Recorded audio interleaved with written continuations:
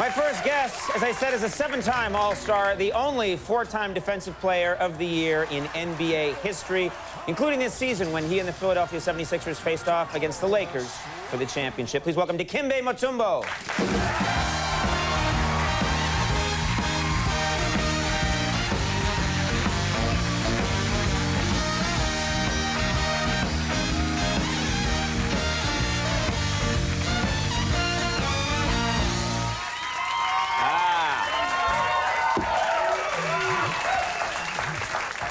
It's a weird experience for me. I'm 6'4". I'm about 7 feet when I put mousse in my hair. But I'm not used to just feeling that small. How tall are you? About 7'2", 7'3". Like 7'3". Yes. So you didn't get this suit off the rack, I'm guessing. Nah. I'll take that one. You just go to the Gap. Now, and just very quickly, let me ask, are you someone who started growing later in life, which is what happened to me, or did you grow, I had a growth spurt like in my 30s. You started growing when? I mean, when did you get really tall? I think it's 6th grade. Sixth grade. How tall were you in the 6th grade? 6'4", 6'5". I'd love to be your teacher. You're in a lot of trouble, mister.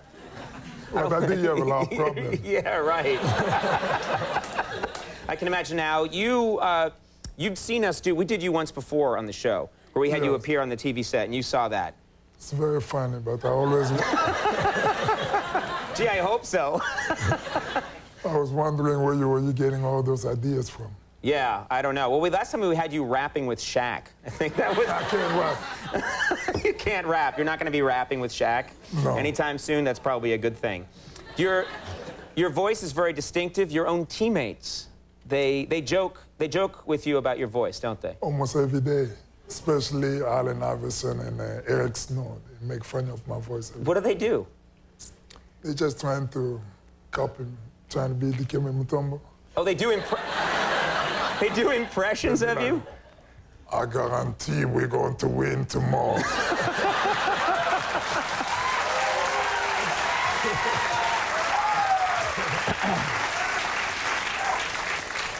Yeah, I would not do that around you. Now, of course, you were up against Shaq in the championship, and that looked extremely physical. He's got to have... Is he 100 pounds heavier than you?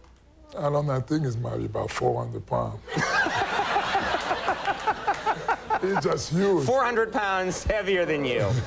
That's not fair that he gets to be that. Now, I'm guessing, I mean, when you see it on TV, it looks one way. I'm imagining, I mean, it looked very physical on television. I imagine the real thing, you guys slamming into each other. Do you worry about getting hurt under there? I think in the course of the game, you don't worry that much because you just want to win and you want to compete. But after the game, you just have to need to go get some ice bags. But I love my face the way it looks. Yes. We all love your face, yes. Now, do you and Shaq get along? Because he was saying some stuff. We get along. You get along all right? Because he was saying things during the playoffs. I think he was trying to get you mad or trying to get... I think it was in the middle of the battle. In the middle of the battle, there's no friendship. Right. That is in India. After the game, we can go get a sandwich on the corner. That's fine. I'd like to see that sandwich. Where are we getting this sandwich? Yeah. Philly cheesesteak. Philly cheesesteak. Oh, there you go. A big one. Do you ever get mad? If you ever got mad at Shaq, all you have to do is mention Kazam the Rapping Genie. That's all you have to do. In fact, I think we have a clip. Let's take a look. Okay, Française. I love it. Beaucoup, beaucoup, beaucoup. It's just fun. Have you seen that movie? My kids have seen. You come in and you eject it from the VCR. You're not watching this. You're from the Congo. Yes. Which was formerly Zaire. And that means a lot of people know Zaire. One of the most famous sporting events in history took place there, which was the Rumble in the Jungle. With Ali Foreman. Were you living there at the time when that was happening? Yes, I was born and raised in Kinshasa. And by the time the fight came in, I was like 8 years old. You were 8 years old, so you were only 6'8" at that point. You were wearing short pants. Mommy, I want to go. No, I grew up like a block away from the stadium. So now, did you get to actually see any of the fight? Because I've seen, of course, there was a famous documentary a few years ago about the fight. I've seen a lot about that fight. It's legendary now. You got to be there? I was in the stadium because my mom used to sell sodas in the arena, so in the stadium, so we got a chance to be there. That's amazing. Do you remember anything from that event? Only thing I can remember, people singing, Ali, Boomaye, Ali, Boomaye. Wherever he went, that was what everyone chanted, because people were rooting for him. Ali kill him. Right, Ali kill him, which would probably make Foreman unhappy, I would think. Wouldn't want to hear that while you were trying to get ready for a fight. Did you, you didn't meet any of them, or you didn't actually see Ali in person or anything like that? I just got a chance to meet him 4 years ago at the White House. That's amazing, though. That must be amazing to go from helping to sell sodas in that arena to actually getting to meet him at the White House. That's a great story. I was just a lucky man. Yeah, well, very talented as well. You've done a lot of work on behalf of the Congo, for the people of the Congo. Why don't you tell us about that? I don't know how to start, but right now what I'm doing, I'm trying to build a 300-bed hospital in my country. And they have donated about $3.5 million, which I'm willing to donate more. You have donated that much? How much? $3.5 million?